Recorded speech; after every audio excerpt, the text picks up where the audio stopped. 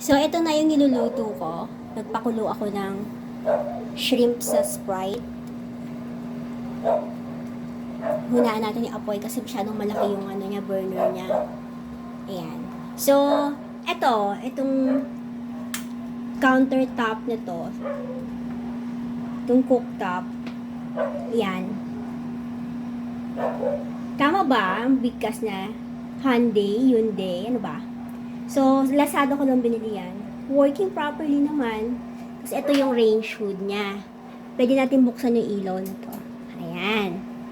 Ayan. So, yung purpose niya, makikita mo yung niluluto mo, kung talagang luto na.